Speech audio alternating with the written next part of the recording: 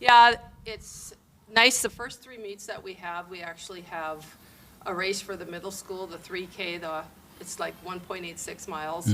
And then we have a JV race, which is the 4K, about 2.5 miles. And then we have a varsity race, which is the 5K. And this gives kids the opportunity, if they didn't put a whole lot of work into the season, or if they're just not ready for, the varsity, it gives them a chance to go to a lower level. Okay. Well, I know you look at your roster. Let's start on the girls' side. Greta Govan was the top finisher for the Highlander girls here. 22:09, I think, is what she ran in the 5K. Would you consider this a younger girls' team than you've had in recent years? It's a younger team, period, yes. Greta was our top runner. She's our senior athlete. She's been running for, I think, as long as she can remember. But her and Tricia Fenning are my two senior girls. Tricia didn't have enough practices in yet, so she went along and cheered. So, yeah, we're very thin on the top side. And then we have juniors, Autumn and Jada and Brenna are junior girls. And then we have three sophomore girls. Cadence, she ran. Her and Autumn last year ran at state, so there are returning ones.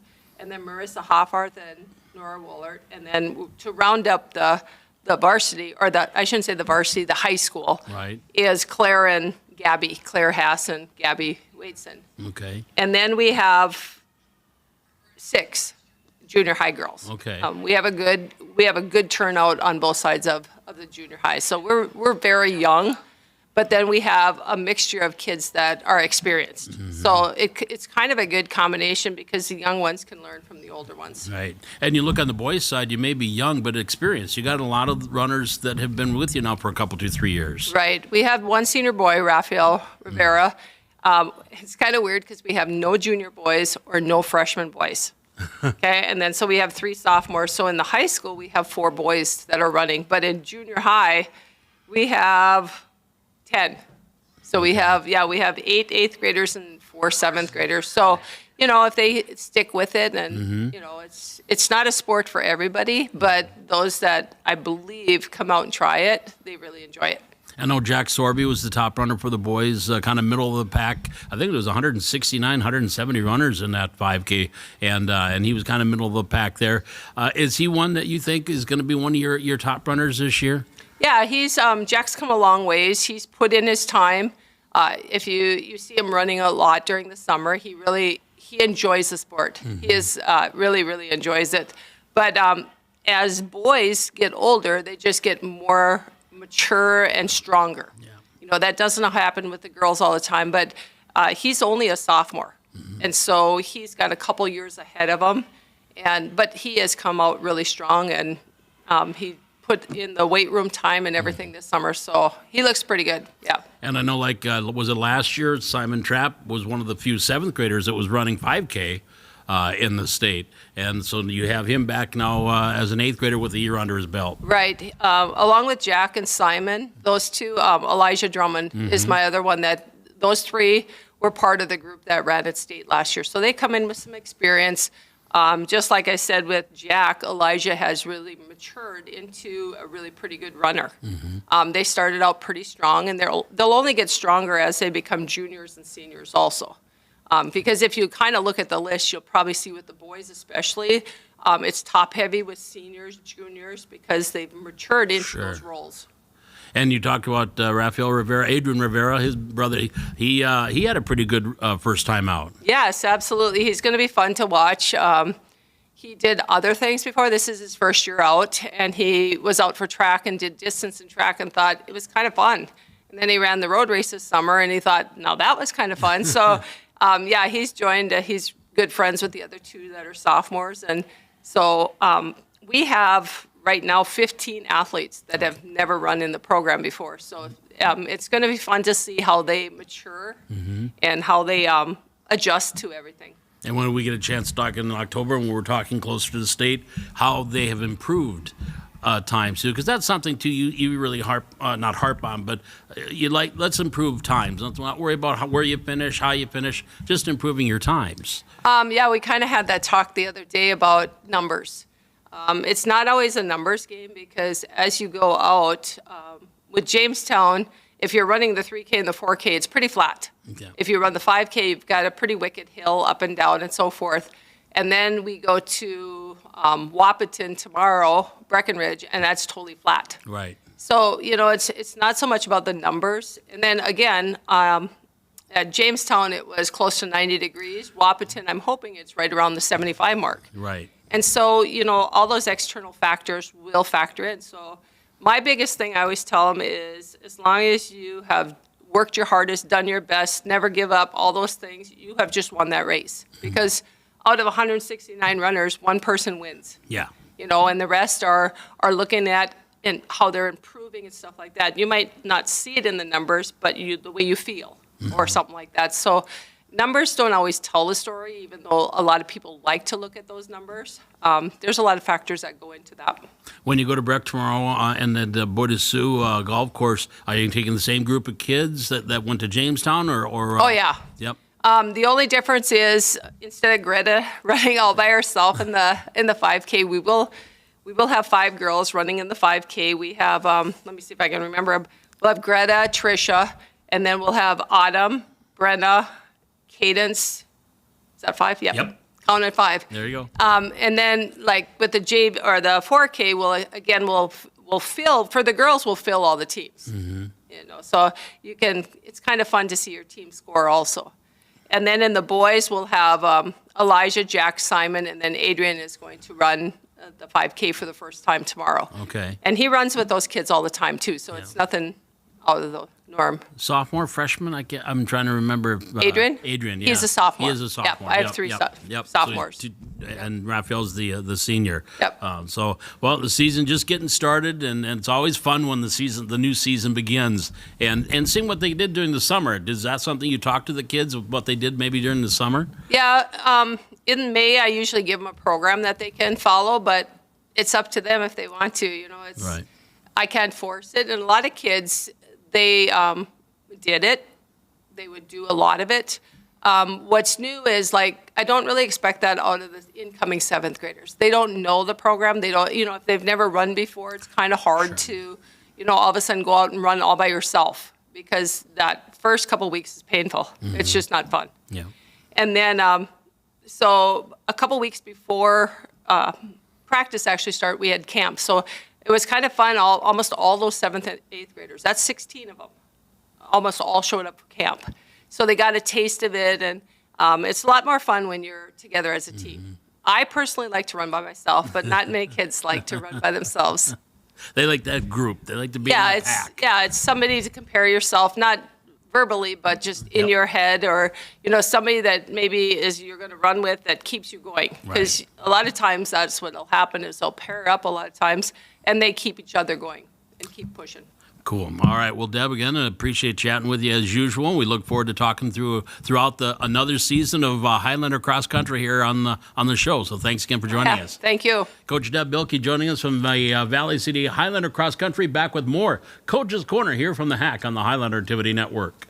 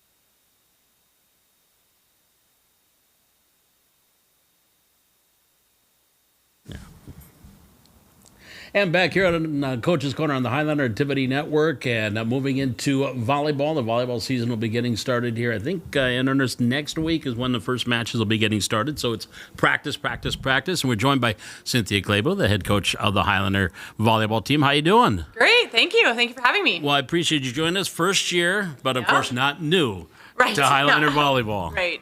You've been around the JO programs and the Highlander volleyball program for a while. So how is it now as the head coach? Good, very different. 8th grade was kind of like I was in my own place, right? And now I have lots more teams to kind of just take care of and see how they're doing. But it's exciting. It's really exciting. And you look at this team you have, there's no bare cupboard. You've got a good crop of talent with this team coming here this year. Yes, we do. We have 3 seniors returning, kind of excited. We have Ava, Bailey, and Jovi. Some pretty strong players, great leaders. They're super enthusiastic, and it's super fun in the gym this year. The atmosphere just is great. And it looks like with this team, too, athletic. I think you've got a lot of good athletic players. Yes, for sure. We have Katie Burchell coming in, who you can say anything to, and she changes her body and hits whichever way. Dakota Potrat's huge lefty, so that's super fun. All these girls, you can say something, and they're like, yep, and then they change it, so it's super fun to see. Do you have one position yet you're still trying to find someone to fit that niche, your libero, maybe your setter, or anything like that? Yeah, we're still kind of working the libero a little bit. We have Kinley kind of moving over to setter. She's great hands. She played libero last year, but I think she'll be better at setter this year just for who we have. And so, that one's still kind of up for grabs and kind of open. So. And you look at your setter, that's your quarterback right. on your team. Yeah. And I think Kinley's probably got that high IQ for volleyball. She knows where she's going to have to distribute the ball. Is that something you look for in a setter? Someone that's got that high IQ and can kind of follow the match and like, ooh, this person's really hitting the ball and so forth? Yes, for sure. And quickness, right? We have Bryn Leak also, the other setter, who is super quick and fast. And just beyond her years in volleyball knowledge. So I'm just excited to see what the girls are going to do. We've tried lots of different drills, and today we're working on hitting off the block and just some different things that hopefully we can pull out in different times in the game. And a lot of these girls, too, did a lot of JO, did a lot of off-season stuff, and that's really a key, too, to build that high school program, isn't it? Yes, for sure. A lot of them were in the weight room every week this week with Allie, in the summer. And you can just see we've done a ton of plyos to start every practice. We do different stations, and they all feel like they're jumping higher and just feel stronger. So. A lot of excitement, though, yes. around the program. Yeah, everybody just seems with like a great attitude and is just happy to be there, and it's just super fun. Yeah. Any expectations right now, Cynthia? Or is it let's get started first? Get started first. We're still in Class A, so we'll kind of see how that goes. We're going to play in the Highlander Invitational here, or Highlander Classic. We haven't decided what we want to call it yet. Which is more Class B schools who will be playing next year for our region. So that'll be kind of interesting to see. I'm not sure. I think we have some good things up our sleeves that I think we'll compete. We'll definitely compete this year. And we won't let any cats out of the bag on how things go. Getting things started next week, I believe, is your first match. We go to South on Thursday. So Fargo South in the first varsity match, junior varsity match. I think junior high's got Central Cass here on Tuesday. Yep. We'll be able to see that here on the Highlander Activity Network as well, because they're playing right here at the Hack. Final question for you, Coach. When you get, you've got a Vanessa Koka that's been with the program forever. How key is it having an assistant coach that's been there and it can really, even though you've been around it, but still can help you out? Oh, amazing. I don't know if I could have done it without her. She has so much knowledge of what needs to be done and how to talk to players and how to have practice and go from an 8th grade practice and make it to the level that we need for varsity practice. And it's just been, I run everything past her. So I feel like we're kind of co-heads. Co-heads. Yeah, co-heads. Yeah, exactly. you may say head coach on yours, but exactly. And then Cameron, Melissa, I think, Michelle are helping out as well with younger kids. Yes. Yeah, this is their second year in, and they're doing great. Yeah. So we all have a lot of fun together. It's a good group of coaches and good group of kids, so it just should be a fun year all the way around. For sure. All right. Well, Coach, I appreciate you joining us, and we'll be talking to you a lot here during the coming season, and we will talk to you again next week. Okay. Thank you. You bet. That is Coach Cynthia Clabo from the Highlander volleyball team. We're back with more Coach's Corner here from the Hack on the Highlander Activity Network.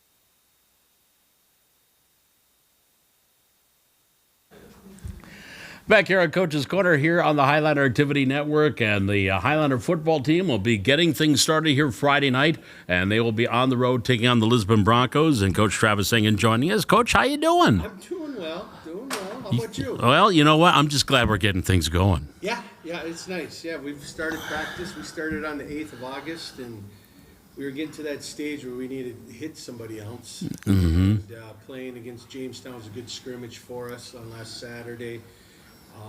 And so it was just nice to see a different opponent, So What did you see out of that scrimmage that you first off that you liked? yeah, I guess what I really liked is our guys competed. We're going to be a young team in some positions. We got 33 guys out 9 through 12. People are going to play. And so we had to get our conditioning in. We had a few guys that didn't quite understand the speed of a varsity game, and so it was nice that they saw that. And we had a good week of practice, watching film, and they're looking at it going, yeah, I can't afford to take a play off, or I can't afford to go 80%. And talking to the coaching staff, our main job this year is to rotate players, right? Yeah. The players we got, I love them. They're great. They'll outwork a lot of other teams. But if they're going at 70%, it isn't going to matter. Yeah. So we got to work on our rotation. And that means we got freshmen playing, and that's great. It's great. They love it. But at the same time, we got to put them in a position to have success. Do you have the one next man up mentality, saying, "Hey, you're one play away. You could be in that starting lineup, so you got to be ready." Yeah, and and that's how we run, our practices and everything, because they're going to be sitting there going, I can't just take practice off and go, okay, well, I'm third or I'm fourth string. We don't have third and fourth string. Right. We barely got a second string. So we got guys playing 2 positions, 3 positions.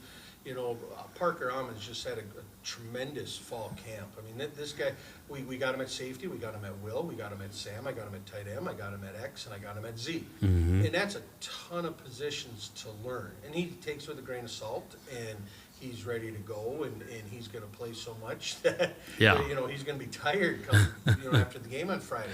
And that's part of the issue, when one of our guys goes down, let's say to an injury, that's not one starter, that's 2, because they play both ways. Now we get 2 guys banged up, that's 4 starters out. And you start asking other teams, if you had 4 starters out, how do you feel about the game? They ain't going to be happy. Right? And so that's the thing we got to be careful about. That's going to be our whole season this year, and we'll use Parker as an example, but there's 5, 6 other guys. They got to play 3, 4, 5 different positions. Leighton Hendrickson's had a great fall camp, young man, a freshman, and you got to know the J, which is our fullback position, but that also means you got to know our tight end position because they interlock with each other. Well, our fullback catches the ball too, so now he knows has no pass routes. He's got no blocking routes. We give him the ball. So there's so much to it, and then in 9th grade, sometimes that head spins pretty fast. Sure. Now Leighton's got to turn around and play defense. So now he's got to learn the Sam and the Will position, on defense. So you got to learn. He's basically learning 4 positions on the go. Right. So when do we put him in? When does he have success? And that's been our biggest, hurdle this fall camp. Obviously, one player back. You got your quarterback back in Bryson Heck. Yeah. 30-year starter now. Yeah, it's awesome, right? Nothing surprises him, with what we run on offense, and his game's always improved. He's in all the time in the morning with me. Him and I are watching film. What do you look? What do you see? What do you see? And so now the game has slowed down a little bit for him, which is the way it should be, So that's a nice job of Bryson. He controls the huddle, and that's half the battle with the quarterbacks. Yeah. And second year now in this scheme, he's got it pretty well in hand. Yeah, he really does. Like I said, there's even it happened just today in practice. I signaled in the wrong play, and I wanted trips right or whatever. And he's like, no, and he made the call in the huddle himself to trips left. It was the right play. I called it wrong. So, before he wouldn't have noticed. Right. Wouldn't have thought about it. He's like, no, we don't want that. And he just can make that fix on himself. So that's the thing that nobody will see, but it'll be a nice quick fix, and that's what you get with a veteran quarterback. Well, in football, as anybody knows, it all starts up front with your O&D lines. How do you feel with your line of scrimmage? Yeah, that's our veterans, right? We got Scott Rohde back. He's done a great job. He's been a 3-year starter. The guy I can't say enough good things about him. But same with Brant Mueller. I mean, a kid out of BCN. This guy works extremely hard. He overcame Stinger is during fall camp, and he's done really well.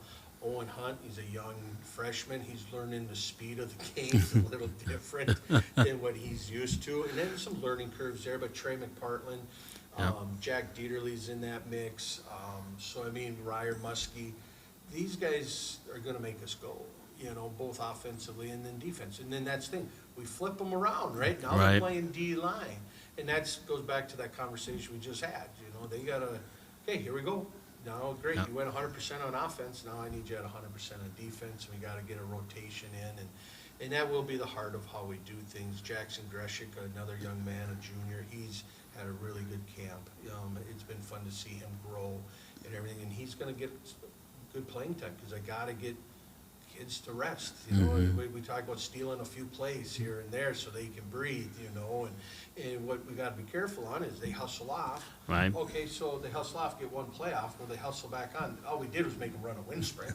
Right, it doesn't right, really help us. right. So it's got to be 3 plays, 4 plays, 5 plays. And hopefully defense, it's 3 and out, and life is great. You can go back there on offense. Yeah.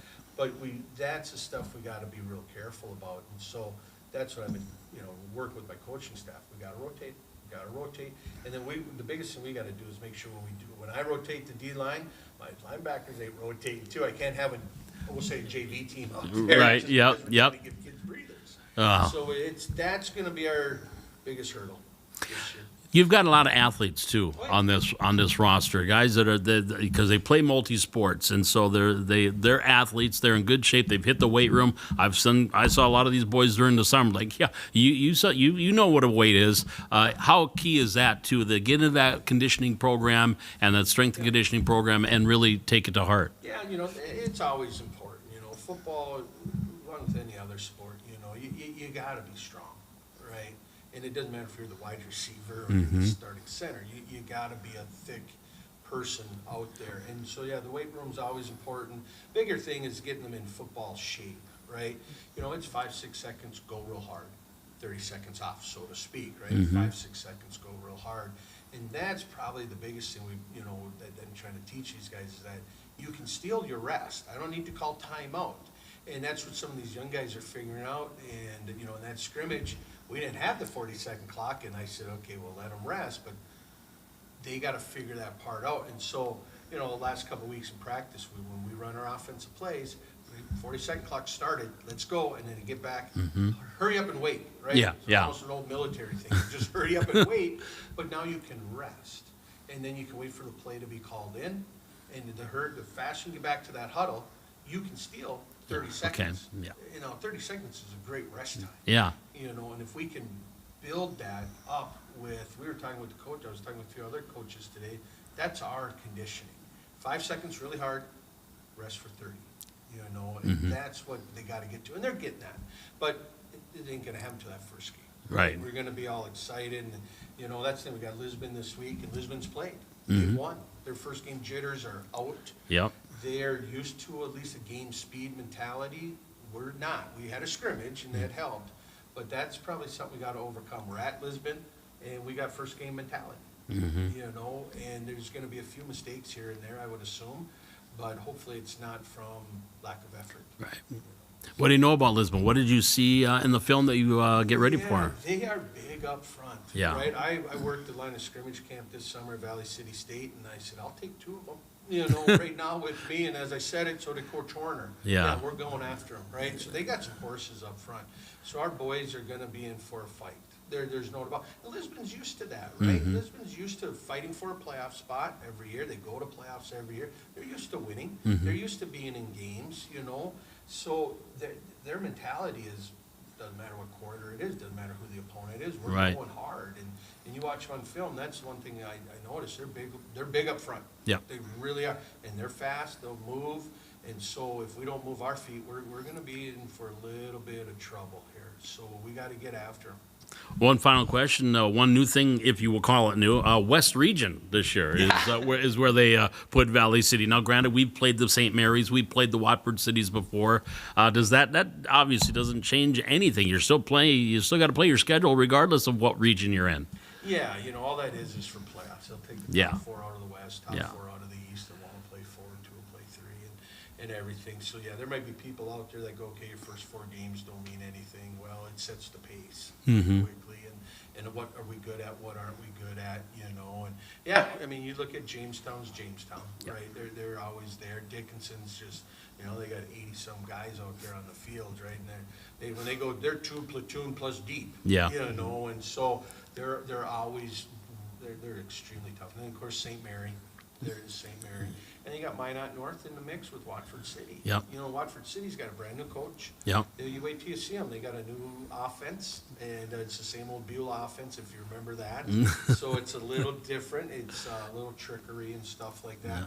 So there's not a game on our schedule that we're going, all right, we should be able to win this game. There we go. There isn't one of them, No. right? Every team we play, except for maybe Lisbon's got the same amount of kids. Everybody's twice the size, if not 3, if not 4 times the size bigger than us. And so we're in an uphill battle all year this year. Well, We'll be fine. the most important game is tomorrow or Friday night. Yeah, That's the most important game of the season, that next game. And it's the Lisbon Broncos, 7 o'clock in Lisbon. Correct. So opening up the season, and Coach, and we look forward to another great year of Highlander football and chatting with you, and good luck here on Friday night. All right, thanks. Appreciate it. You bet. That is Coach Travis Singing from Highlander football. Again, Lisbon, the opponent coming up here on Friday night on the road to Lisbon. They'll open up at home next week against Devils Lake. Back with more Coach's Corner here on the Highlander Activity Network.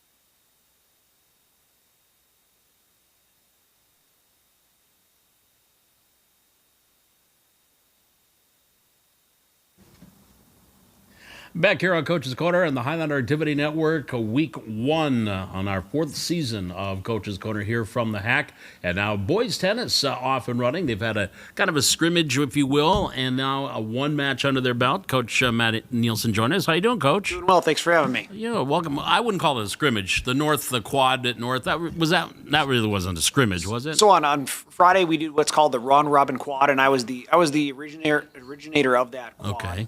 But we do it the first day of the season, so it counts as a varsity match. But we do play. It's there's 4 teams that are habitually we're kind of in the play-in match. So it's us, Wahpeton, West Fargo, and Fargo North. So we get a lot of great competitive matches right off the bat. And we just do singles, and we play short sets against each team. So we played all of them, and all of our guys got a lot of good experience. Last year we were 4th of the 4 teams. And this year we finished 2nd of the 4 teams, and Fargo North clipped us. But the boys played very well. Emery Olson played. He's a 9th grader that really showed that he's matured quite a bit and got himself into the varsity lineup against Fargo North on Tuesday because of that day. It was a great day to see what we have, so that we were ready for this week. Davies was the first match in EDC, and I think 5-4 was the final with Davies. Tough one, boy. It came down to the very last match, didn't it? Oh my goodness! If you would have told me that, hey, we were going to be down 4-2, but we have a shot to win the last 3 matches to win the overall, I would have taken it in a heartbeat. Like, Davies is usually extremely stout. Probably the best finish the boys have had, and I looked over the past several years, is we've never beat Davies. We've lost to him 6-3 a couple times, but we've never even gone 5-4 with them. But we were down 4-2. The next 2 matches that finished, Miles Taylor got a really good win at number 1 singles against Thor Cameron, a player who puts in a lot of time. Miles got that win. Quinn Kruger won at 3 singles. And then it came down to one last match with Cole Haugen, so it's 4-4. Cole loses the first set, wins the second set, so we are now at a super tiebreaker because we're playing super tiebreakers the 3rd set this year. So we're into a super tiebreaker, and the winner of the super tiebreaker, first to 10, takes the whole team for the match. And the Davies player, like, he earned it. Like Cole didn't back off. You know what? That Davies player came out and got it, and but we were right there. And the closest thing I could say is, like, how close was it really? It'd be like we were playing Davies in basketball. and at the end of regulation, we were tied. Okay. That's how close. That's we a were, good analogy. Right? Does that make sense? Like, Yep. we had to win the overtime, and you know what? We didn't win the overtime, but Right. I couldn't have been happier as a coach. The attitudes were there. The level of play was extremely high. I was a little worried about Cole because, he's like, man, if I would have won that super tiebreak, could have won it from the match. But this morning he had a conversation with Mr. Rourke, and Mr. Rourke talked to me, and he's like, yeah, Cole's in great spirits. And I go, that's awesome, because we preach, once that match is over, you can't impact anymore. We can either forget about it or we can learn from it and we can get better from it, but there's no sense lamenting. And Cole really took that to heart, that this morning he was already ready to go, and at practice, he had a great practice today, and he's ready to play tennis tomorrow. Good. Then you look at this team, there's no lack for experience. A lot of these guys have seen varsity tennis. You have one senior, and Miles Taylor, I believe, is your lone senior this year. Yep, Miles Taylor is our lone senior, and last year we won 19 individual matches throughout the entire season. We're now the quad in, and we're one EDC match in, and we're already at 14 individual victories. So we had 19 all last season, we're already at 14. So, like, these kids, we didn't lose anybody from last year. All of them got a heck of a lot of experience. They put in time in the summer, and it's already paying off. You can tell already that we're going to be competitive in a lot of matches this year, and we're working hard. And I said, like, we're not going to have the goal of, like, oh, we're going to go to state. Don't put that pressure on yourself. I go, I want to put ourselves in a position that this year we end somebody else's season in the playoffs. Like, we win a play-in match. At regions, we knock someone off, make them go home. We give ourselves a shot to stay qualified. Like, that's what we want to do, and I think we got the group to do it. Well, you got Cole Haugen, Colin Hoff, Kellen Westman, Quinn Kruger, Emery Olson. I think they were on the bar or got the singles along with Miles Taylor. So, and these are guys that I've been watching them play. Noah Talp during the summer. You see him at the Open, the Junior Open. Yep. They definitely is some talent there that they are going to it's going to be fun to watch them improve. And they're going to keep improving. And yeah, that crew puts in time in the summer, and they work together. Like they go hit together. So not only do they do our JTT stuff, and they go to tournaments, and I did a morning session with them this summer too. They attend all that, but they're hitting together out of that time too. So they're playing matches, going to tournaments. So yeah, they're getting a lot better, and it's fun to coach them. And like looking at our practices, and we have 26 boys out for tennis this year, which is the biggest in my coaching tenure. Like 26 is a big number, and we're rivaling a lot of other teams in the EDC of how many. Like Davies has a slew of load. Like there's something different. Right. But like your Shanleys, your Fargo North, your Fargo South, Grand Forks Centrals, like we're about the same number as them for total participants, which is awesome. And today I did work with the JV. Man, they all work hard. They're all respectful. They all do the right things, and it's so much fun to coach when you know your players are there for the right reasons. And it's great to have a great coaching staff too that know how to reach the kids and encourage the kids, always support the kids, which means the kids want to be there. So it's just a great atmosphere. And I think JV won 9 matches against ABs, if memory serves. Yep. So they got 23 matches in, but we have 7 7th graders. Did I say 7? I think it's 7. No, it might be 9. Sorry, we have 9 7th graders. Now I can't remember. I'm sorry. Right, One of those right. two. But we have a lot. We got a lot. It's a lot of them. But a lot of them. So it's their first matches out there. Several of them got a win on their first matches ever. And some parents are like, man, this is kind of fun, because for JV, we just keep playing matches till the varsity's done. So that way parents get to watch their kid like 3 times when they play tennis. So like you come to a JV tennis match, you get to watch your kid play an hour and a half. And I know there's other sports in which you're not seeing your kid play an hour and a half. You drive a while and you watch them run the 100-meter dash. And it's done. And it's done. But so I think parents kind of like, that's pretty cool that I can actually watch my kids. So yeah, the JV's getting a lot of experience. Do you guys?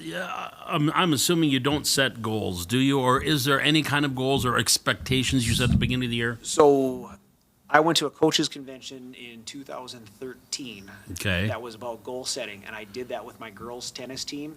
And boy, did it backfire, because when you have goals, you're like, okay, I need to win this many games. You really start tightening up. Okay. I go, you know what? If you have an individual like, I want to play number 2, or I want to have a winning record, or I want to qualify for state, all of those goals are great to push you to get better, to get you to the tennis court, to get you to work out, to go to tournaments. Like, hey, I have a goal, I want to get there. But when you are in the moment, if you want to win that tennis match, that's going to actually hamper you, because you're going to tighten up. Right. So you have to do what you can control. And the Highlander pillars we've discussed many times is It's called ACEs. Yep. We really focus on, when you're at practice or you're playing a match, you only can control those 4 things. It's your attitude, positive attitude.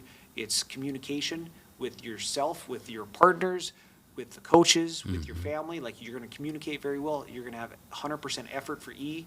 And the S is you're going to have excellent sportsmanship. And all the kids are hitting those. And when you hit those, you play the best you can on that day. And you actually have the most fun as you can on that day if you can control those 4 things. Well, I know I talked with a parent of a rival team from West Fargo Cheyenne this summer, and that's one thing that he said they loved coming to Valley City and playing Valley City tennis because it was fun. You got good competition, and the kids were fantastic. Yes, and that's more important than winning any tennis match. Is that the reason we have extracurricular sports is to learn lessons that you can't get in the classroom. It's not to win championships. It's to reach kids that you're not reaching in the classroom and get them teamwork skills. Yeah. How do you deal with failure? How do you keep improving? How do you take constructive criticism? Like, all those are excellent skills that get in any sport, and that's why we have them. And I think our tennis kids do well with all of that. Now, you guys are back in action tomorrow. It's tomorrow. Shanley, I think, is Davies did graduate a slew load. Shanley didn't graduate as many, so I think they'll be just one tick above where Davies was. But I think we're going to have a heck of a lot of competitive matches tomorrow. And if we're in a position with 3 matches left to still win the match, I'm going to be extremely happy again. Well, it was a good start. Yeah, you hate seeing an L, but it was a 5-4, and it was competitive match from the first match all the way through. And I think that's huge. And I'm really glad we had the 3-class basketball system, because every game was competitive. And you learn so much when you win a close one or when you lose a close one as an individual or as a team. Yeah. You learn a lot. So we're looking for some competitive tennis all season. And when the guys got done, when they walked off the court, they felt that they didn't lose. They felt that they played well, and it was there. Yes, and when you don't have the goal to win, you can really look at it and go, I really played well. My team really played well. In doubles, we did the right things. So even if you lose, yeah, you're gonna have that sting of the loss, but you can still go, I did a lot of things well, and what can I now do better next time? So that way, maybe I can get that victory. Well, we're off to a good start, and hey, the season's going. Yes. And now it's all the way to we won't talk about state. Yeah. We won't talk about state. Next match is Shanley. Next coming match up is Shanley tomorrow. We're gonna have a lot of fun. When's our first home? First home is going to be next week, and next week's going to be a lot of fun because we have home Tuesday, home Thursday, and Minot's coming for Okay. a non-conference on Friday. So we got 3 homes in a row next week, so we're going to have a lot of fun playing tennis in front of our home crowd. And it's going to be great weather. It's going to be perfect tennis weather and perfect atmosphere. Yes. I love it. All right, Matt, again, appreciate it. Thanks for joining us. Thank you. You bet. Coach Matt Nielsen joining us from the Highlander tennis team. We'll be back and wrap things up here on Coach's Corner from the Highlander Activity Network.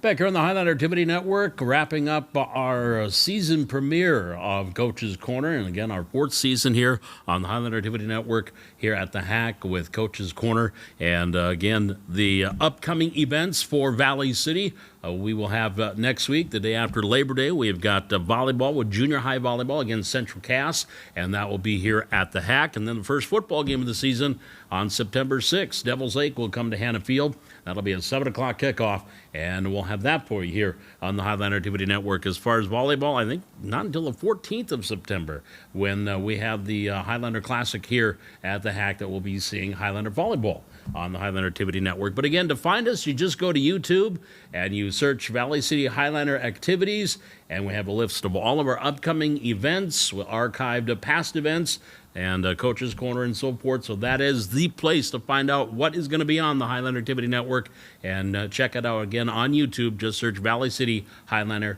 Activities.